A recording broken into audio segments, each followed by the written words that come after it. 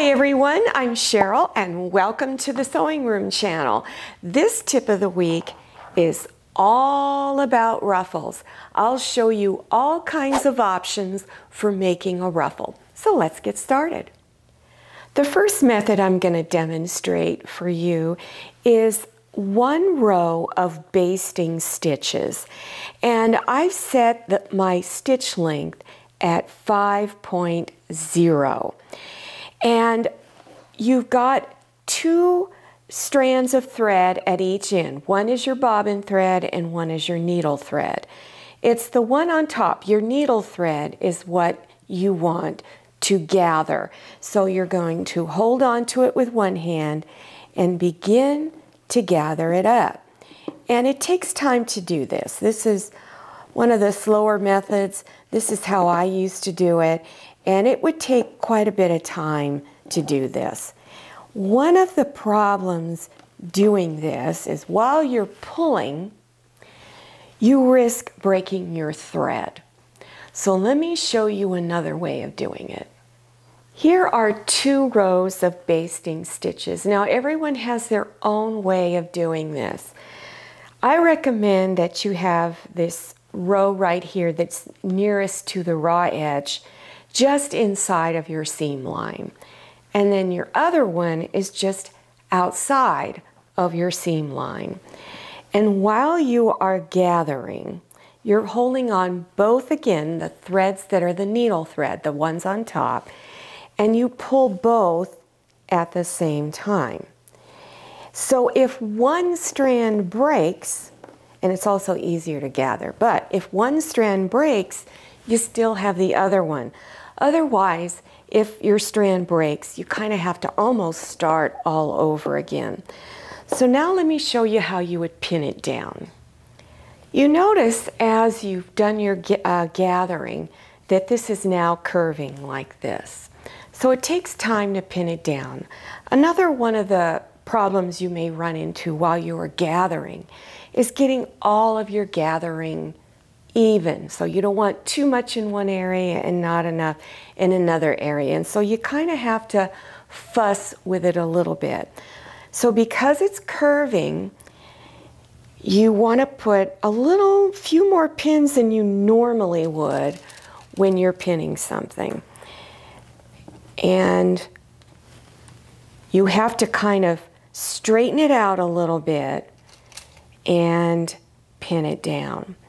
Another reason why I like the double row of basting stitches, it just helps you to arrange the gathering a little bit better and easier so that it looks nicer.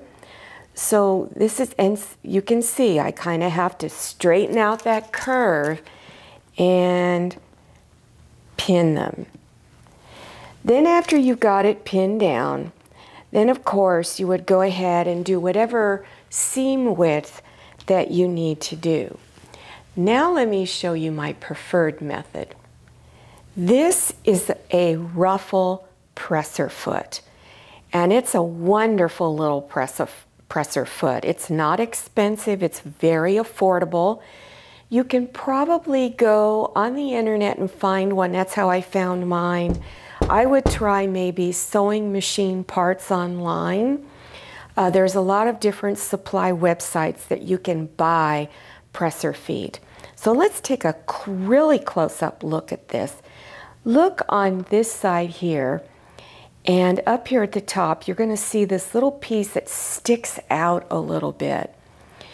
If the one you're getting for your machine has this, this goes more towards, this goes to the front of the piece that you put your presser foot on. So this would go in the front. It took me a while to figure that out because there are no instructions that come with the presser foot. And then there's a little bar right here. You push that in to clamp it, to click it into that little spot that holds your presser feet. Now, on this presser foot, you're going to see this little slit. I hope you can see it. And then this is what it looks like on the bottom. So that little slit that's in there is where you put one of your layers of fabric. So the layer of fabric that you do not want to ruffle goes in that little opening that I was just showing you, and the fabric you want to ruffle goes completely underneath the presser foot. And when you turn your machine on, let me get this little note here, you want to set your stitch length to 5.0 and your tension to 9.0. Now this 9.0 on my machine gives me a lot of ruffling. In other words, the gathers are pretty close together.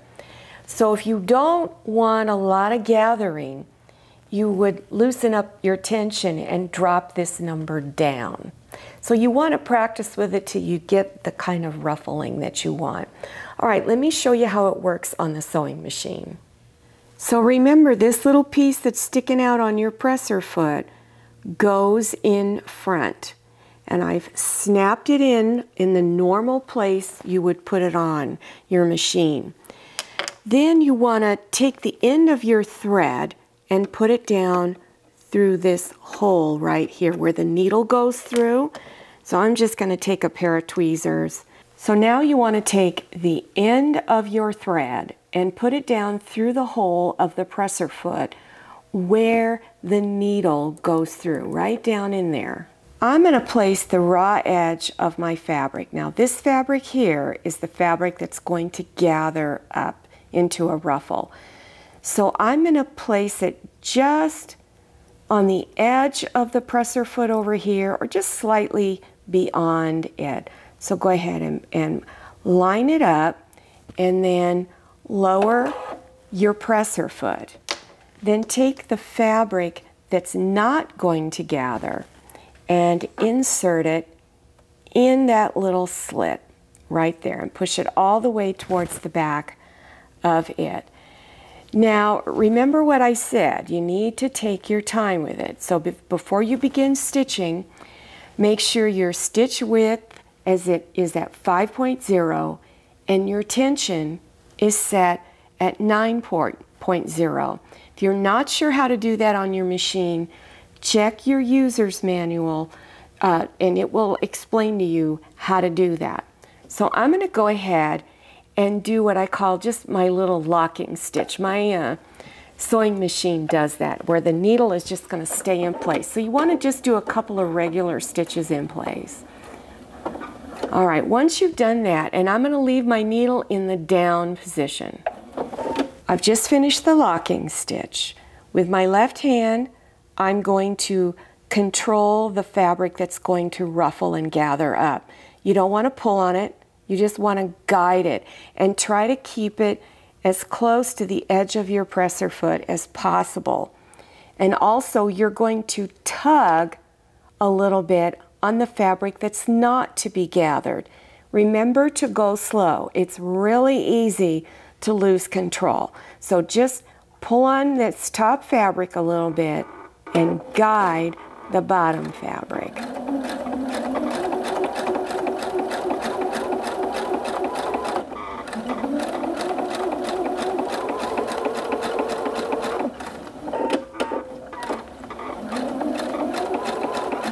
I'm going to do a little more.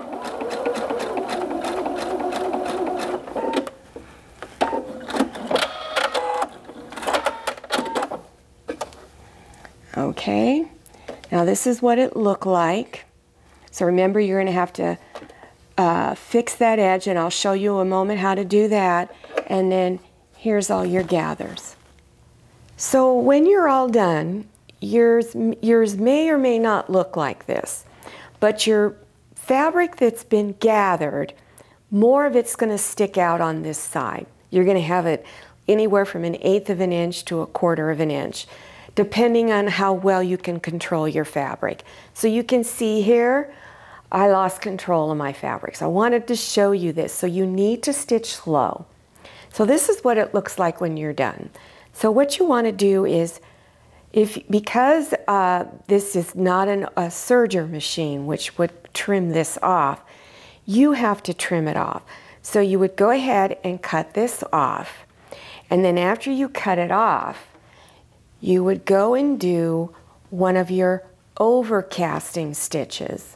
Or if you don't have a fancy overcasting stitch, then just pick a zigzag stitch because you don't want this to unravel. And then when you're all done, you have this effect. Now let me show you another little thing you can do. This is a type of ruching that you can do. And ruching is just a lot of gathering. And it's kind of a loosely used term because if you go onto any website and you look up ruching, you're going to see a huge difference in styles of ruching. So what I did with this one is I put my fabric through. This is my fabric, of course, that wanted to ruffle. That's the green. And then I took the green fabric, put it underneath again, this other edge, put another piece of fabric on there, and did it again. Now you're wondering, well, what's ruching used in? It's very popular in high fashion. You'll see wedding gowns, other formal wear, high-end blouses. I've even seen it done on pillows. You can do it on anything that you make. So it's really kind of a cool little technique. Let me show you one more thing you can do. This is how you would go about making a gathered skirt that has multiple layers. And you can make your layers all the same width, or you can make them different widths. On this one, this would have been up near the waist, and then this one was a little bit wider strip of fabric, and this was even wider yet. One of the things that I did on this one, if this was going to be a skirt, this is just a sample, is that up here where the seam is, I did some top stitching, and that was to kind of hold the seam ruffle coming up this way. So I'm going to pull this back and show you what I mean. It's stitched down so that this seam is forced to stay towards this piece of fabric here. So, and that helps to make a skirt lay down much easier. Now let me show you what a serger machine can do. If you have a serger machine, look to see if you have a differential feed foot. Because on the differential feed foot, you can do the same thing that I just demonstrated on a regular sewing machine. As you can see, it did the overcasting stitch and also trimmed all of the edges, both layers of fabric. Everything was done at the same time. So let's see what a skirt would look like when it's all done. So this skirt was really easy to make, and on a serger it was very, very fast to make. Now I only did 2 layers on this because this was made for a really small little girl, but it has an elastic waistband. And in a follow-up video, I'm going to show you how to make a multi-layered gather skirt for any age, any size individual, whether it's from a little tiny girl all the way up to a full-size adult, any size adult. It's a really, really easy formula. Isn't this cute? Well, I hope you learned something new from this, and if you've never done a ruffle, you got to give it a try. Ruffles are not just for clothing. I put ruffles on table runners, pillows, tote bags, everything you can think of. I've put a ruffle on it because they're not that difficult. Now, it takes a little practice, I'll admit, especially if you don't have the really fancy presser foot. But even that presser foot takes a little bit of practice. So I don't want you to get discouraged.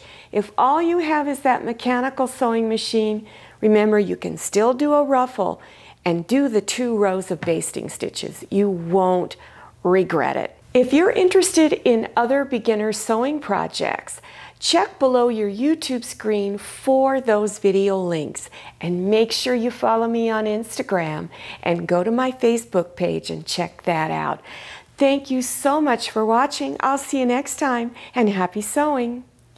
If you like the Sewing Room channel, one of the best ways to show your support is to subscribe by clicking on that red subscribe button and give this video a thumbs up. And don't forget to click on share to share this video with your friends. And make sure you click on the bell so you receive notifications for all my new videos. I'm Cheryl, this is Manny, and this is Scotty. See you next time.